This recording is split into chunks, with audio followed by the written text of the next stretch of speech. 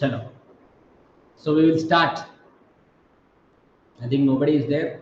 Still, I will start. ठीक है? So Siddharth, at least you listen. हाँ जी sir, I'm listening. हाँ ठीक जी है? Sir. So we are talking the partnership accounts, right? Partnership accounts. So first one we are seeing about admission of a partner.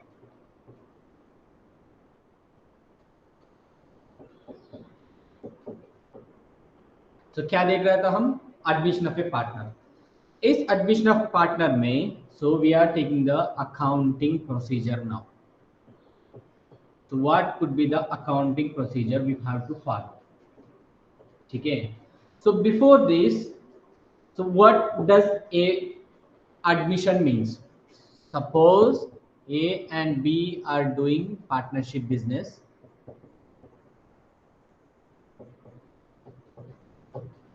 And C is joining into the business. Suppose C is joining into the business after some time, maybe 1 or 2 years later. Then this is called admission of a new partner. So now what will becomes? पहले A and B business कर रहा था. Now what they will do? A, B, C तीनों मिलके business करेगा. जो भी profit आते हैं वो पहले A and B मान लो 3:2 में ले रहा था, अभी मान लो 5:3:2 में अभी प्रॉफिट शेयरिंग रेशियो में भी प्रॉफिट बांटेगा. ठीक है? So who is there? कौन आया अभी? प्रतीक क्या है? ठीक है, चलो. So this is the admission of a partnership. So first one is we are talking about PSR. What we are talking? Profit sharing ratio, right? So we are talking about the profit sharing ratio. First one, so suppose A and B are sharing profits and losses in the ratio of 3:2. If C was admitted, new profit sharing ratio is A, B, C. A is to B is to C became 5:3:2. So this ratio is called as old ratio, and this ratio is called as new ratio. Whatever the ratio he is sacrificing, who A and B is sacrificing, the A and B is sacrificing to A and B minus A, B, C. इसको बोलता है old minus new. This ratio we call it as sacrificing ratio. What we will call? We will call it as a sacrificing ratio, right? Yesterday we have seen very good examples. Now अभी A and B मान लो partnership कर रहे हैं, but उसका accounting भी करना पड़ेगा. First we will see accounting कैसे करेंगे. तो वो A एंड B का और C आने से क्या होगा? Suppose now let us see A and B. Suppose यहाँ पे बिजनेस कर रहे हैं, तो दिस इज ए लाइन. मान लो यहाँ पे A:B कितना होगा? 3:2. सपोज मान लो ये 1 अप्रैल 2020 से यहां तक आ गया. कब? 31 मार्च 2021 में. ठीक है? अब तक क्या कर रहा था? They are sharing profits and losses in the ratio of 3:2. What happened? यहाँ पे एक 1/4/2021 को C आया था मान लो. ठीक है? So what he will do? What he will do? He will bring some capital. What he will do? C will bring some capital.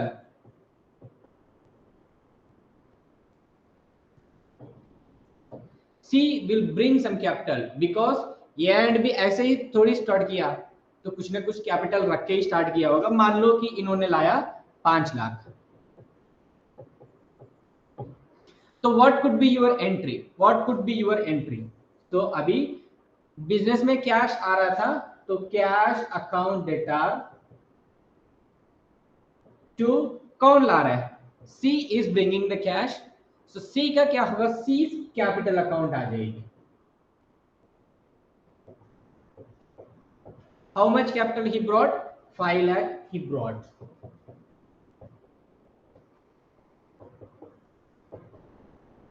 First entry could be जब भी एक पार्टनर एडमिट हो रहा था, whenever a partner is admitting into the business and he brought a cash in the form of capital, then thus first entry could be your cash account data to C's capital account, क्योंकि इन्होंने cash लाया था towards his capital account.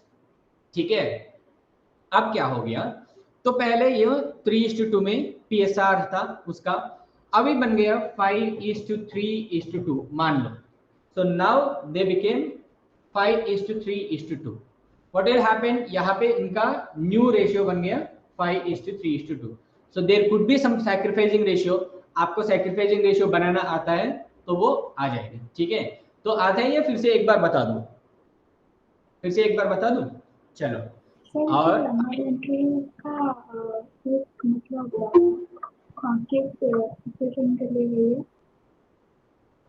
फिर से बोलिए.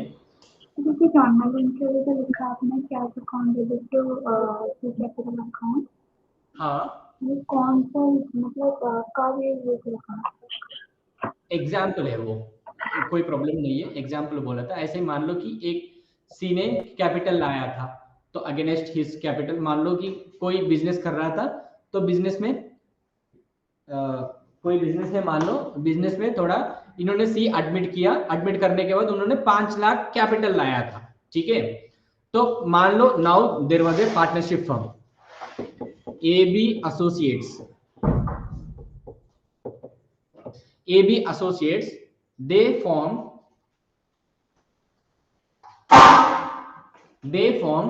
a partnership firm and partners are A and B. So they are sharing profits and losses in the ratio of 3:2. पहले ये बताता था. नेक्स्ट, नाउ इसमें एक C ऐड कर रहा था. ठीक है, बट ऐसे थोड़ी ऐड हो जाता. So that is why C, वो उन्होंने क्या किया, वो कैपिटल ला रहा था. तो कैपिटल कितना ला रहा है उन्होंने, he is bringing 5 lakh as his capital, क्योंकि उनको भी बिजनेस स्टार्ट करना है ना, इसीलिए वो भी बिजनेस स्टार्ट करने के लिए वो कैपिटल ला रहा था. ठीक है, व्हाट विल हैपेंस, ये भी एसोसिएट्स में अभी उन्होंने आके सी कैपिटल लगाया, तो अभी एंट्री बनेगा. क्या आ रहा था फर्म में, क्या आ रहा था फर्म में, एबी एसोसिएट्स में अभी आ रहे हैं कैश आ रही है. तो कैश कितना आ रहा है, 5 लाख आ रही है. तो कैश अकाउंट डेटा टू सीज कैपिटल अकाउंट. ऐसे मान लो कि 5 लाख लाया, तो उन्होंने एग्जाम्पल 5 लाख लाया था, तो 5 लाख बन गए यहाँ पे. ठीक है, व्हाट इज योर क्वेश्चन, यही तो क्वेश्चन है.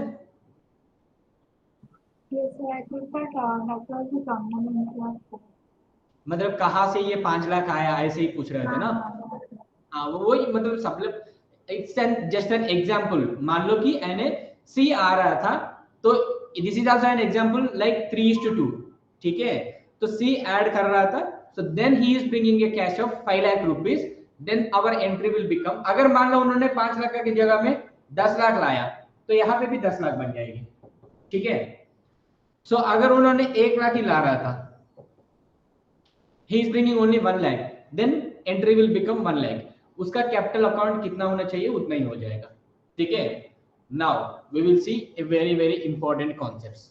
ठीक है, सो एडमिशन के टाइम में क्या होता, सपोज ये है बी है, पहले ये दोनों था, नाउ ये B C is becoming.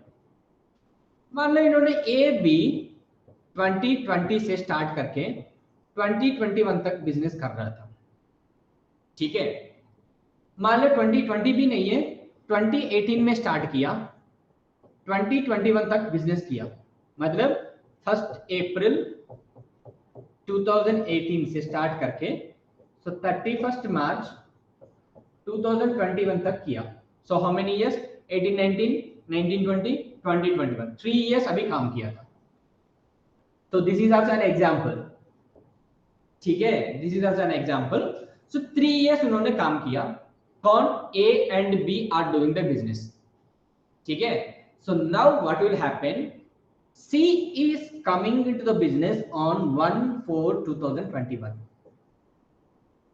C is coming to the business on 1/4/2021. When? After 3 years of starting the business. ठीक है, what will happens now? A and B ने जो रेपुटेशन किया था वो रेपुटेशन फॉर्म किया। अगर मान लो उसका कुछ एसेट्स बनाया होगा, वो एसेट्स बनाया होगा, नहीं तो लायबिलिटीज बन गया होगा, कुछ ना कुछ तो किया होगा, ठीक है। So whenever a partner is admitting we have to revalue all your assets and liabilities, revalue your assets and liabilities। Sir ये क्यों? क्योंकि अगर मान लो इन 3 साल में जो भी एसेट खरीदा, मान लो मैंने खरीदा एक कार खरीदा था, एस्टरडे भी मैंने इसको अप्राइज किया कि मैंने एक कार खरीदा 2019 में, उसका वैल्यू सेम रहती है अभी भी 1/4/2021 को सेम रहेगी? No, there may be a building, there may be a building, office building बनाया, एक ऑफिस बिल्डिंग 1 करोड़ लगा के मैंने ऑफिस बिल्डिंग बनाया, 1 करोड़ लगा के मैंने ऑफिस बिल्डिंग बनाया, लेकिन the value of the building was 3 years earlier, was it same now also? No, it doesn't.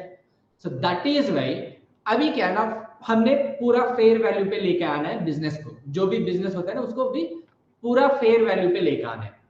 कैसे लेके आएंगे? मान लो अभी मैंने अभी पहले एसेट्स मेरे पास था, मेरे बुक्स में दिख रहा है एसेट्स का value 4 lakh suppose, but I have revalued it. So revalue करने के बाद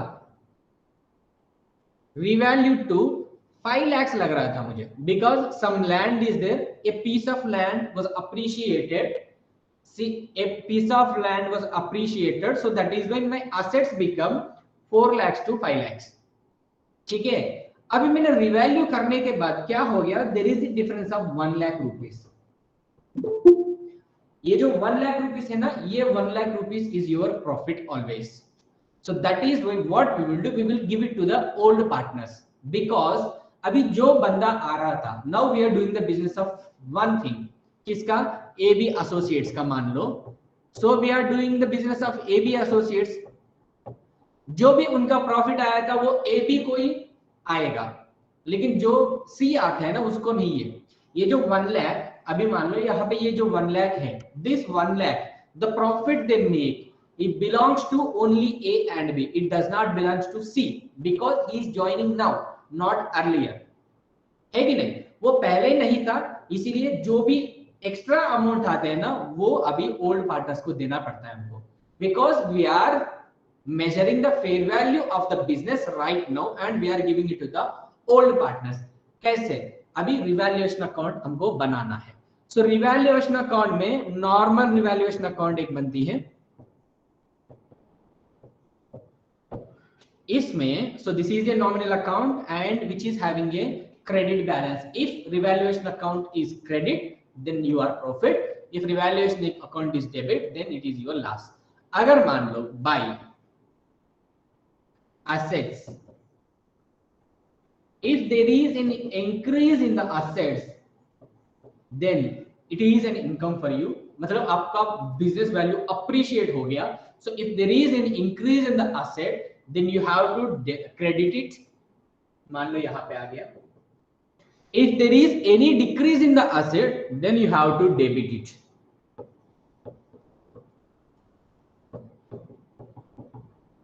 ठीक है। अगर मान लो आपका कोई लायबिलिटी है वो इंक्रीज हो गया, then you have to debit, this is decrease to liabilities. अगर इंक्रीज हो गया लायबिलिटी इंक्रीज हो गया, मतलब आपके लिए लॉस है, so that is why you are debiting it. If there is any liability decreased, then you have to credit.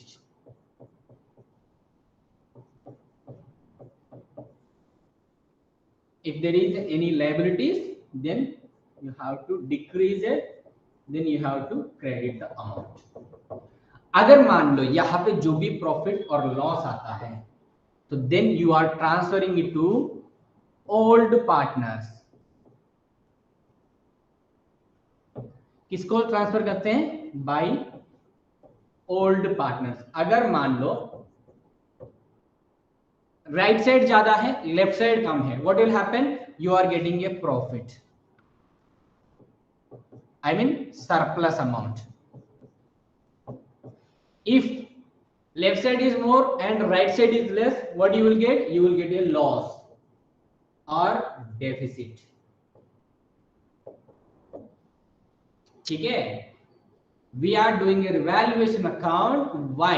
Because till now we are doing the business of one partnership firm. Whatever the profit or loss before one person is coming and adding it to our business, it belongs to the old partners, not to the new partner. Okay, that is why we are creating a revaluation account. If there is any increase or decrease in the value of assets and liabilities, we are adjusting it to the old partners with their respective ratio. अगर old partners का जो भी ratio होता है ना, उस ratio में अभी हमने उसको देना पड़ता है. ठीक है? So first thing is you have to follow first PSR, new ratio, old ratio and sacrificing ratio. Second step is you are doing a revaluation account. If there is any increase in the value of asset or decrease in the value of asset, increase in the value of liability or decrease in the value of liability, then you have to adjust those two assets and liabilities and with your old partners. जो भी revaluation account में जो भी profit और loss आता है उसको आपने इनको देना पड़ता है. किसको? ओल्ड पार्टनर्स को. Then third step will be valuation of your goodwill. It's a very very important concept. तो वैल्यूएशन ऑफ योर गुडविल.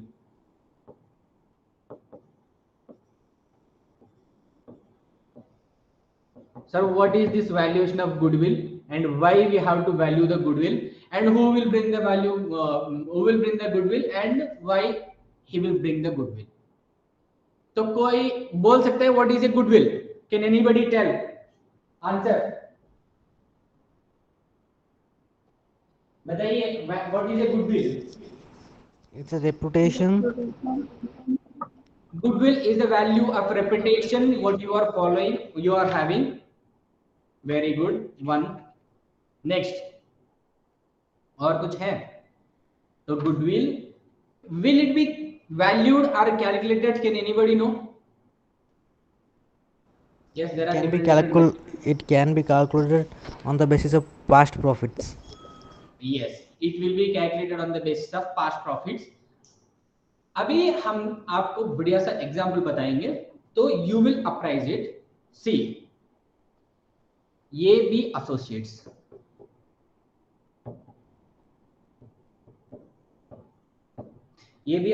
लेते हैं या कोई किसी का नाम लेता है. तो पहले एक काम कर लेते हैं. तो सिद्धार्थ है और क्या मानस है. ठीक है? तो सिद्धार्थ एंड मानस मिलके क्या कर रहा था? दोनों मिलके एक बिजनेस कर रहा था. ठीक है? ये दोनों मिलके क्या कर रहा था? ये दोनों मिलके बिजनेस कर रहा था.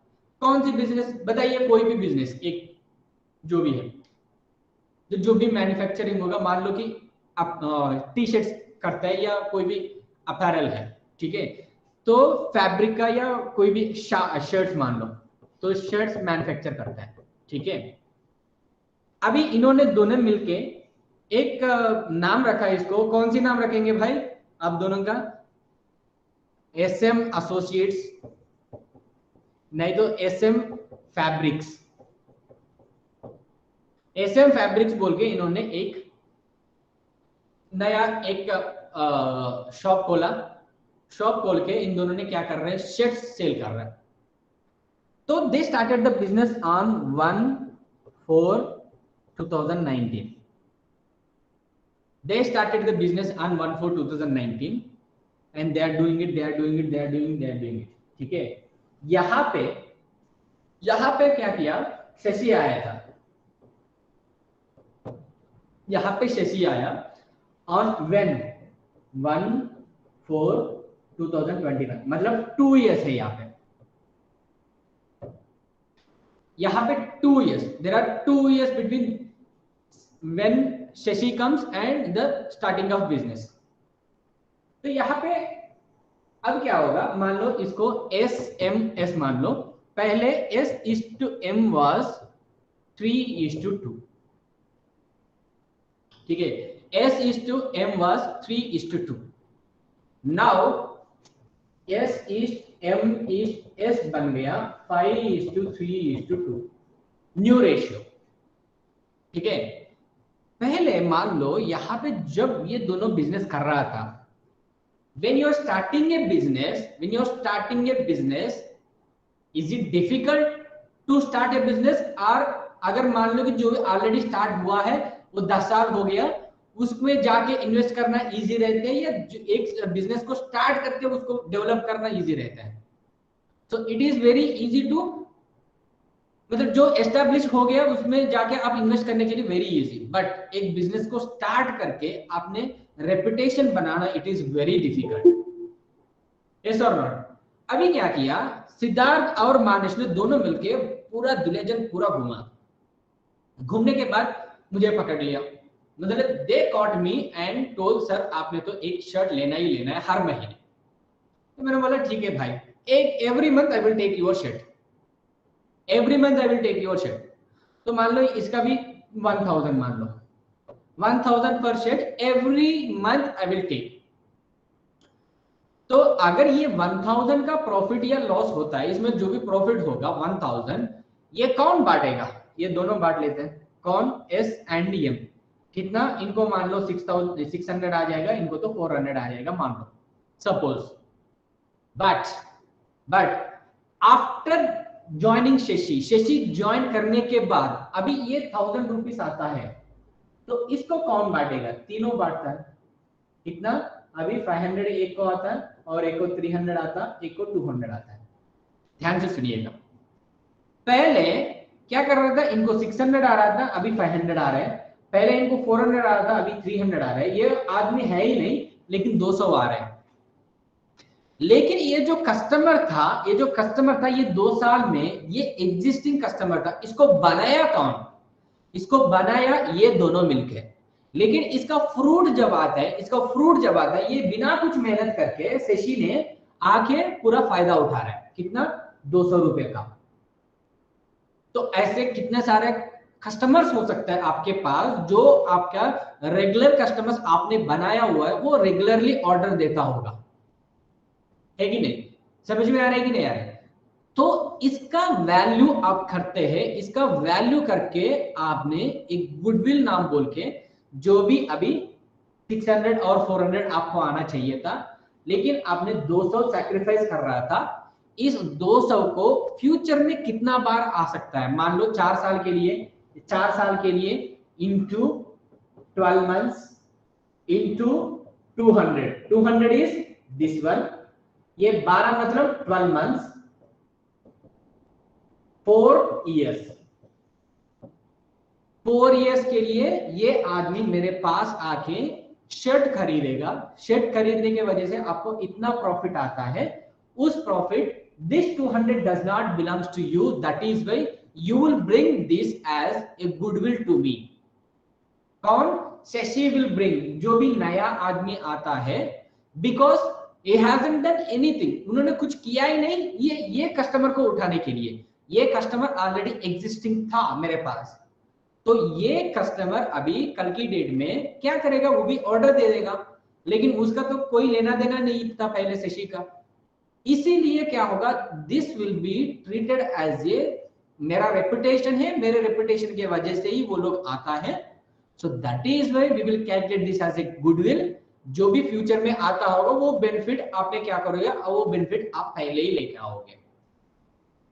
मान लो अभी मेरे पास 5 लाख था, so 5 lakhs is coming into me, so how we will calculate the goodwill now? So कितना लेके आना है अभी? तो पहले M था 3:2. तो फर्स्ट प्रॉफिट वाज इनका 5 लाख था। अगर 5 लाख के लिए कितना होना चाहिए 3:2 का। सो 5 लाख इंटू 3 लाख। इनका तो 3 लाख बनता है, इनका तो 2 लाख बनता है। ठीक है। Now what happened, we are started with S:M:S। ठीक है, कितना 5:3:2। नाउ व्हाट हैपेंड, यहां पे भी 5 लाख है, यहां पे कितना आया 5 मतलब, सो 5 into 5 1 लाख डिवाइड बाय 10, सो 2,50,000 एक आदमी का, और इसका आया था 1,50,000, और इनका आया था 1 लाख। सो अल्टीमेटली मेरा प्रॉफिट कितना हो गया, लॉस कितना हो गया इनका, तो मान लो 50,000 था, और इसका तो 50,000 था, लेकिन प्लस किसका हो गया 1 लाख हो गया। सो that is why this could be his share of goodwill. जो 1 लाख उनको बेनिफिट आ रहा था बिकॉज ऑफ दिस रीजन, ये जो 5 लाख मेरा गुडविल पूरा, it is total goodwill, but his share of goodwill will be only 1 lakh. He will bring the goodwill because and give it to those 2 persons. पूरा मेरा company का goodwill था 5 lakh, company नहीं partnership firm का goodwill था 5 लाख। इस 5 लाख में से मैंने फोरगो कर रहा हूं 50,000 और इन्होंने फोरगो कर रहा है 50,000, and he is getting benefited of 1 lakh rupees. So that is why this person, what he will do, he will bring a cash against this goodwill. तो अभी सी ने क्या करेगा, मतलब ये शशि ने क्या करेगा, 1 लाख का गुडविल लेके आएगा। तो वो गुडविल लेके फिर किसको दे देगा, ओल्ड पार्टनर्स को दे देगा। On what ratio, on which ratio, this is your sacrificing ratio.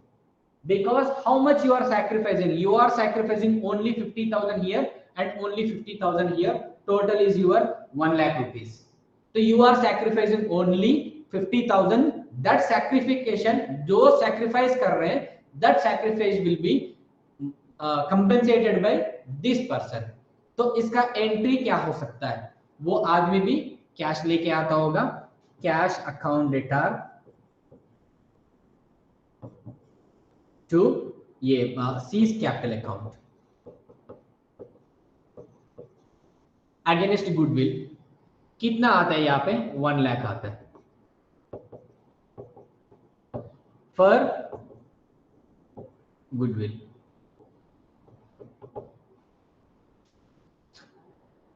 ठीक है, सो ये कॉन्सेप्ट समझ में आया कि नहीं आया, कौन लेके आते हैं, क्यों लेके आते हैं, गुडविल क्यों लेके आना है, यस और नॉट? Yes sir. यस ना, क्योंकि बिकॉज मेरा ऑलरेडी जो एग्जिस्टिंग कस्टमर था, उन्होंने तो कल की डेट में भी वो बिजनेस कर सकते हैं ना मेरे साथ, so he will also continue with me. So what will happens if he continues with me, so you are nowhere in the business at that time and he is giving the profit. So you आपने आया तो अब आके फिर profit लेके जा रहे, तो बिना मतलब का हम तो नहीं दे सकते ना। तो that is why here we are obviously we are calculating the goodwill. So first step we are doing when admission, first step we are doing calculating your PSR. So PSR में क्या क्या है, old ratio, new ratio and sacrificing ratio.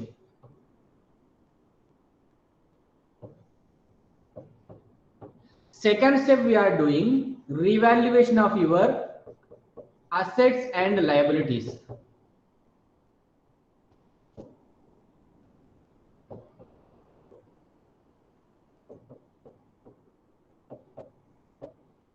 Third step we are doing valuation of goodwill,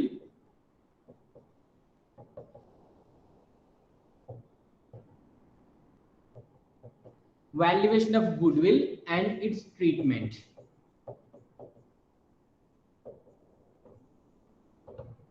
now fourth step में आते हैं.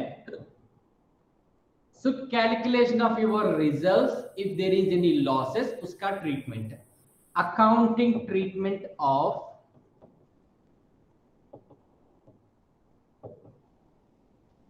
Losses, reserves etcetera. तो ये क्या है? So what do you mean by accounting treatment of losses और reserves? तो अगर मान लो मेरे पास है तो कुछ रिजर्व है, कैपिटल रिजर्व है. सो कैपिटल रिजर्व या जनरल रिजर्व है? Actually general reserve belongs to whom? So it belongs to a capital accounts. जो भी पार्टनर्स है, पार्टनर्स का कैपिटल अकाउंट्स होते हैं ना, उसका बनता है. ये किसका रिगार्डिंग है? ये कैपिटल अकाउंट्स का पार्ट है. तो what we will do, we will distribute this general reserve और capital reserve to their capital respective capital accounts. किसको देते हैं? अभी जो भी कैपिटल अकाउंट्स मेरे पास, ये ए क्या कैपिटल है और बी का कैपिटल है. मान लो मेरे पास 1 lakh is A capital and 2 lakh is B capital. मेरे पास रिजर्व्स है and profit sharing ratio is 1:2 मान लो. ठीक है, profit sharing ratio is 1:2 and मेरे पास अभी 3 लाख का रिजर्व है. 3 लाख का रिजर्व है. अभी क्या करेंगे?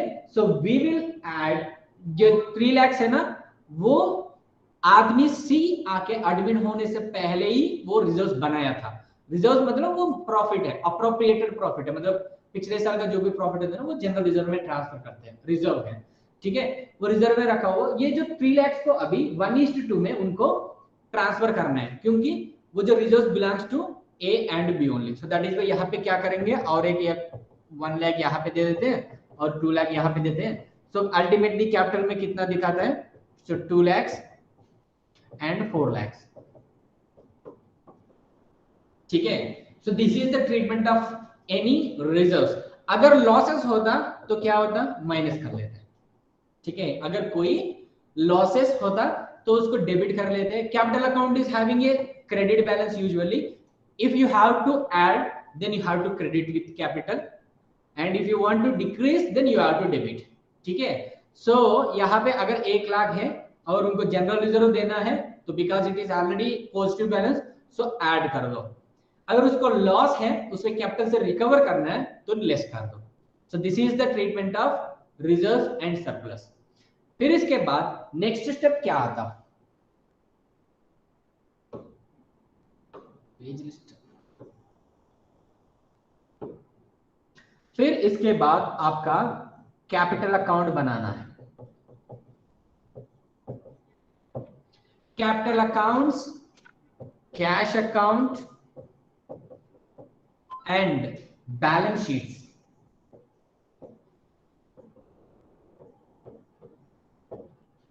सब बना के अभी अकाउंट्स को क्लोज करना है. क्या क्या बनाना है? कैपिटल अकाउंट बनाना है, कैश अकाउंट बनाना है और बैलेंस शीट बना के आपको सारे क्लोज करना है.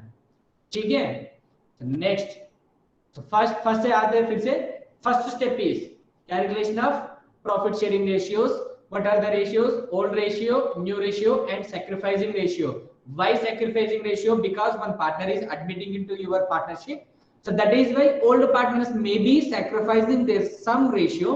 So that is why here they are sacrificing something. So this becomes your sacrificing ratio. What do you mean by sacrificing ratio? Old ratio minus new ratio is your sacrificing ratio. Then second step is revaluation of assets and liabilities. Why you have to revaluate your assets and liabilities? Because the value already there. So value when it was acquired is not equivalent to when the partner was admitting. So that is why we are reevaluating assets and liabilities. If there is any profit, then we will share it with. If there is any profit or if there is any loss, we will share it with the old partners in their respective ratio, so that the books will show a fair value. Next, valuation of goodwill and its treatment. If the value, why we have to evaluate the goodwill? Because we are already having some reputation from. We are already क्या किया हमने? तो हमने reputation बहुत बनाया था. So we already gained so much reputation and we are having existing partners, existing customers. From them we are also getting the orders in the future so that is why we are valuating our goodwill if there is any ज्यादा valuation हो गया उसका, अगर कुछ का admitting partner का share होता है वो एडमिटिंग पार्टनर ने उसका शेयर लेके आना चाहिए। And then accounting treatment of losses and reserves, what we will do, we will adjust it with the capital accounts. Then capital accounts करना है आपको, देन कैश अकाउंट करना है, P&L account and balance sheet भी करना है। ठीक है, समझ में आया कुछ? और कुछ डाउट है यहां तक? और कुछ doubt? Can anybody tell? Sir accounting treatment of losses and reserve का। Accounting treatment of losses and reserves, अच्छा Yes, चलो। अभी मान लो मेरे पास रिजर्व्स बैलेंस शीट है, तो ये मेरा बैलेंस शीट है। ठीक है, first one is you capital, तो मान लो A and B, so 5 lakhs is my capital and B का 3 lakhs। ठीक है, next thing is balance sheet में क्या आता है, रिजर्व्स एंड सरप्लस।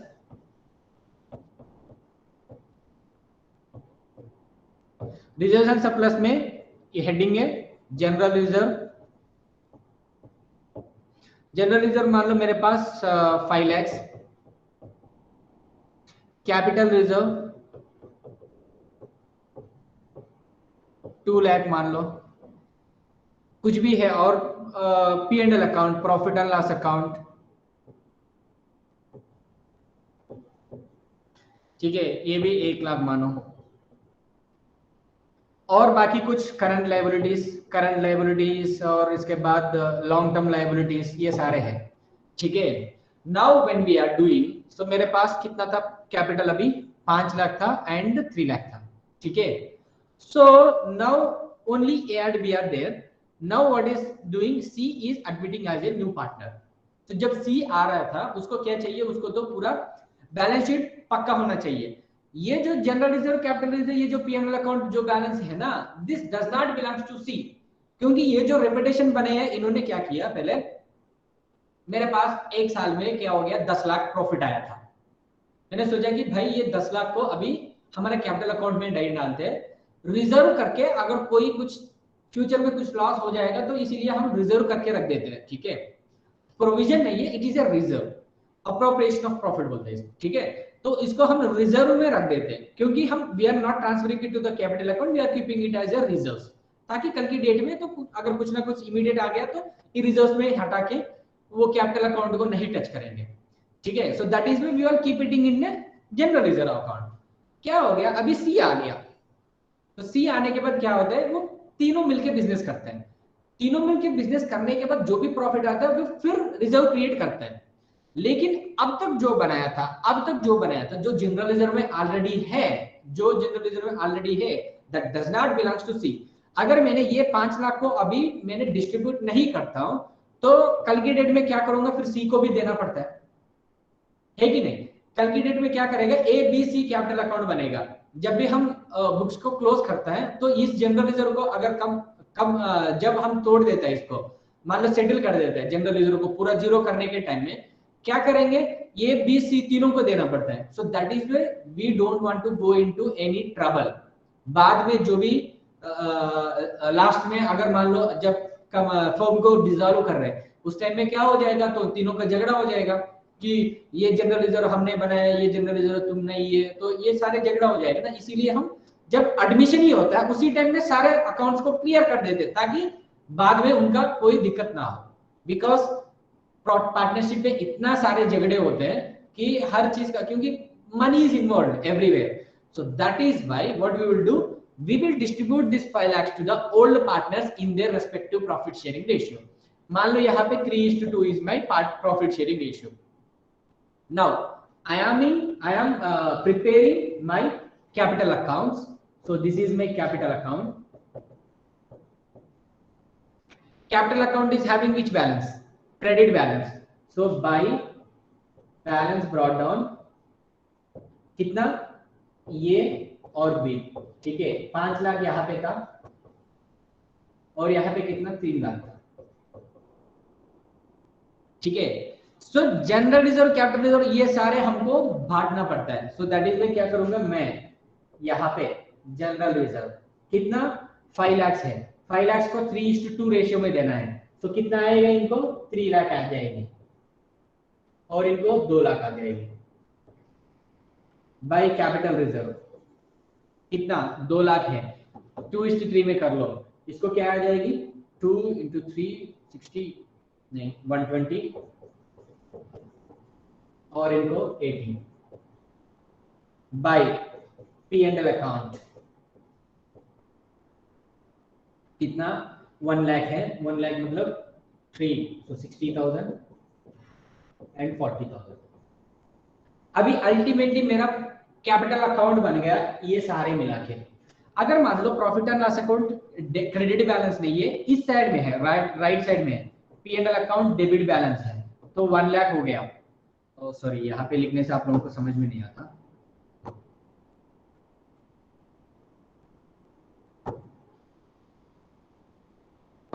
अगर मान लो यहाँ पे P&L अकाउंट डेबिट बैलेंस है, हाउ मच 1 लाख। अगर डेबिट बैलेंस है which means it is your loss, so ये 1 लाख को अभी 3:2 रेशियो में मैंने भागना है। तो क्या करूंगा, कैपिटल अकाउंट में डेबिट करूंगा, सो टू P&L अकाउंट।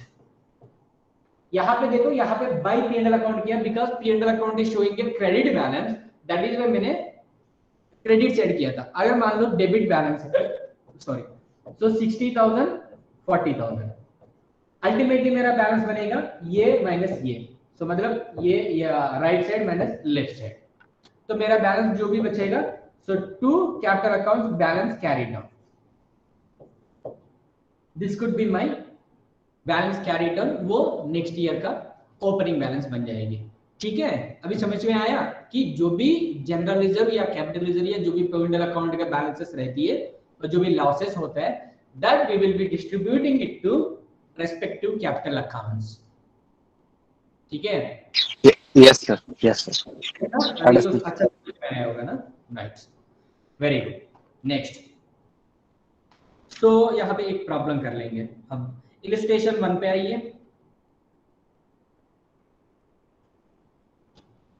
अच्छा, इसका अभी मैंने रिवैल्यूएशन अकाउंट बताया, उसका एंट्रीज भी देख लीजिए। तो यहाँ पे है ना पेज नंबर 276 में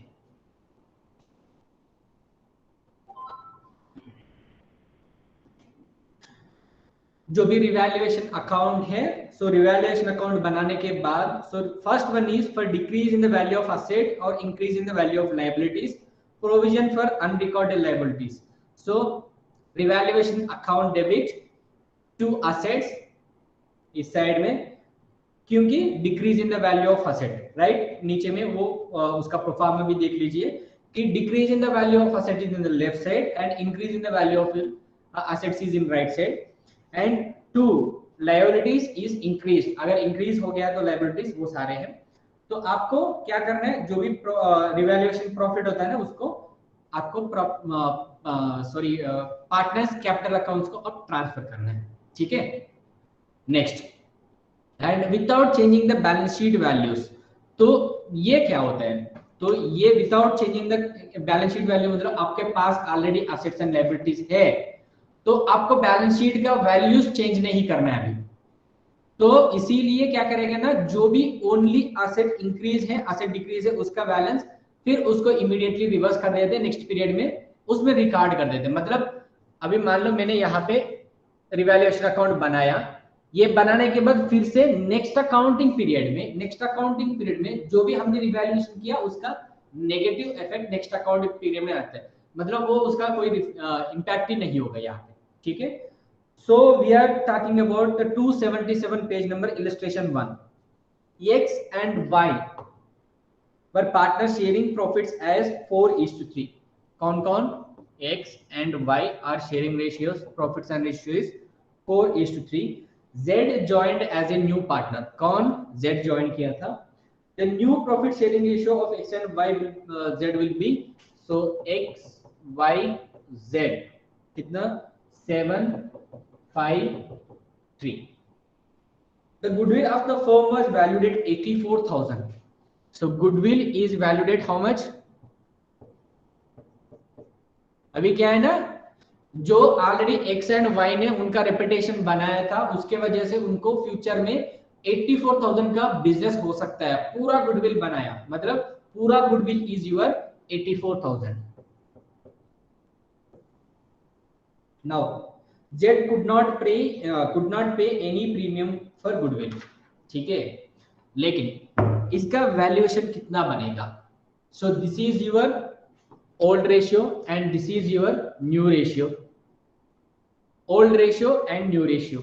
अभी क्या करना है हमको? सैक्रिफाइस रेशियो करना है। रेशियो आ रहा है ना आप लोगों को? सैक्रिफाइस रेशियो करना है। सैक्रिफाइस रेशियो कितना? 4/7 माइनस 7/2 8 15 है ना? सो 4/7 माइनस 7/15 कितना हो गया? तो यहाँ पे है ऑलरेडी 11/105, ठीक है। नाउ सो y का कितना हो गया? ये x का हो गया, और y का 3/7 माइनस कितना? 5/15, इनका कितना बन गया? 10/105। और सैक्रिफाइस रेशियो बन गया अभी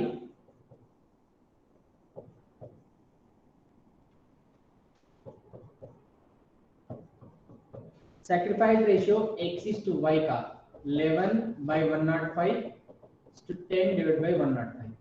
105 गया, 11:10 बन गया, ठीक है। सो ये जो 11:10 बन गया, ये 11:10 बनने के बाद अभी 84,000 का कितना बनेगा इनका? तो नाउ कहां पे आ गया हम?